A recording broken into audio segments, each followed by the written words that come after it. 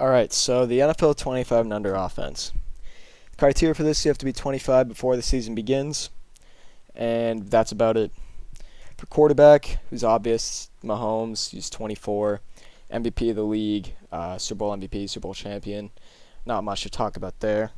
Two running backs, I wanted to go with Josh Jacobs here, but then I found out that one of my running backs was 23 when I thought he was older, because he's been in the league for, I think, 3 years now. Number back one is Saquon Barkley. He got injured last year. He still did really well for when he played, but he was on a horrible Giants offense. There's nothing he can really do about that, though. He's still probably the most talented running back in the league, even though he didn't put up the best stats last year. Running back two, McCaffrey. I had no idea he was 23 years old. And then when I put Josh Jacobs there, did some more research, and I saw McCaffrey was 23, I'm like, all right, that's obvious. But if I were to do a flex position, you know what? I am going to do a flex position. We're going to do Josh Jacobs at flex. He's one of the up-and-coming running backs in the league. He was a first-round pick. He's going to be really good later on in his career. He's already good now. But we'll just have to see where he goes with the Raiders with Derek Carr at quarterback. Wide receivers, I'd say the first two are obvious, but wide receiver three, you could get a little controversial. Wide receiver one, I'm going Chris Godwin. His only really good year was last year, but he was finally involved in the offense. I predicted he was going to be good last year. Picked him in fantasy late. He was like the fourth option on the team the year before because there was Adam Humphries and Deshaun Jackson there. So that was like 140 targets, I think it was, that were split up for Mike Evans and Chris Godwin, O.J. Howard, who was supposed to be good. I wish I could put him on this list. Actually, I don't even know if he's under 25. That's besides the point. Wide receiver 2, we got DJ Moore.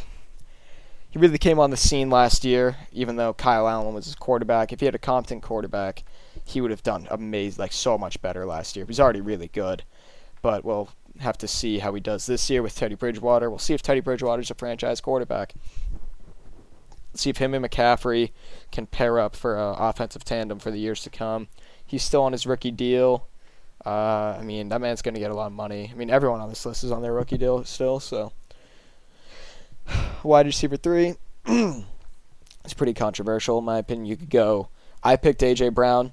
The argument for DK Metcalf, for example, I think A.J. Brown is a better route runner. He's better after the catch. Just DK Metcalf's just more physical and a better deep threat. I just think A.J. Brown, he's a wide receiver 1, and you already put up better numbers than DK Metcalf, and he had a lot more attention on him than DK Metcalf did due to Tyler Lockett being there. But also, with Derrick Henry on your team, it's pretty easy to get open because teams are just falling for the run every time if you do a play action. Tight end, we have Noah Fant. He had a pretty good rookie season, not stats-wise, but towards the end of the year when Drew Lock became the quarterback, him and Cortland Sutton were just outstanding together. He has a bright future. He's probably going to be a top 5 tight end. I'd say even by next year, but probably not. Maybe the year after. But yeah, tight end 2, we got Mike Gesicki. This one was really hard. There wasn't really an option here. Like there's no really good tight ends under 25. You know, I was thinking of Eric Ebron. Completely forgot that man's been in the league for like 7 years. Well, since 2014. Like that man's he's on his third team now. Like he just seems like he's 25 the way that he like is just not irrelevant at all, but he's just not like completely known by most people. And Mike Gesicki, he's on a Dolphins team that's up and coming. I'm personally, my second favorite team is the Dolphins next to the Patriots. But like him and Devontae Parker are really fun to watch. But Mike Gesicki just got to get more targets basically. Hopefully Tua does what all young quarterbacks do and just target the tight end and their wide receiver 1. Because that'll be fun to watch. Him and Devontae Parker go off. Along with Matt Breida and Jordan Howard, that's going to be a fun team. Tackles, I have Colton Miller and Andre Dillard. I went with Andre Dillard, mostly due to the lack of young tackles in the league. You could say Jonah Williams, he didn't play a snap though, so we don't know if he'll actually be good.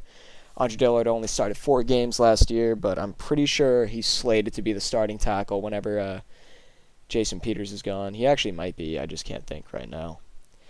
And he's not bad from what I saw. He didn't do awful, but he didn't do great as a rookie.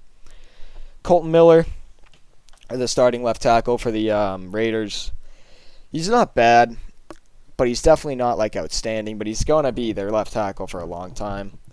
He was obviously a rookie. Every rookie has issues, but I think he'll be really good. He's a good pass blocker, definitely better pass blocker than run blocker. But basically, that's my tackles.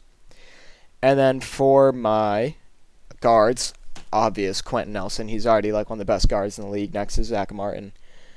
But with how dominant Quentin Nelson is on the offensive line, just screaming in front of defensive ends' faces, he's fun to watch for an offensive lineman, honestly.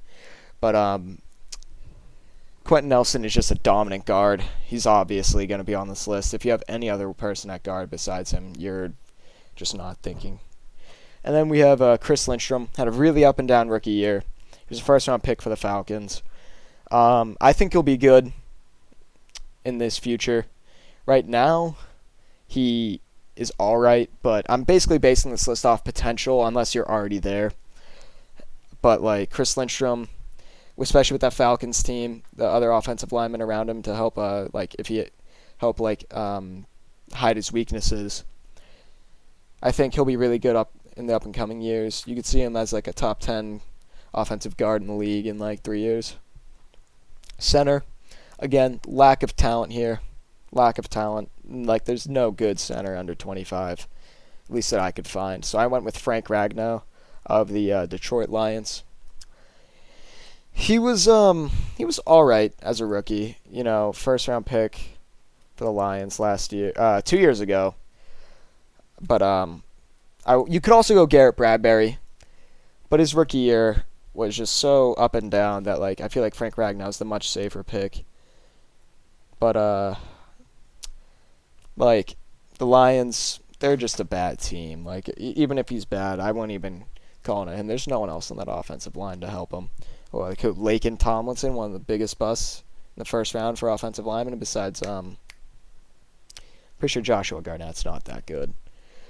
But I mean, center, it's either him or Garrett Bradbury. You could go Garrett Bradbury depending on if you're a Vikings fan or just like him in general.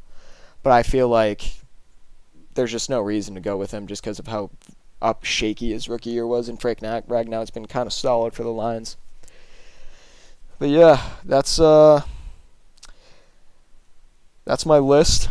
If I were to go with another quarterback, obviously it'd be Lamar. If I didn't do a flex, I would have had Josh Jacobs if McCaffrey wasn't there. Wide receiver 3, I could have done DK Metcalf. I could have done Courtland Sutton. Oh, that would have been a good one. I did Courtland Sutton. I don't know. I feel like A.J. Brown's better than Courtland Sutton. But, like, obviously not right now. Statistically, no. But talent-wise, I feel like A.J. Brown will be better than Courtland Sutton. I really should have gone with him. But, yeah, that's my list. Thank you, guys. The defense will be coming out soon.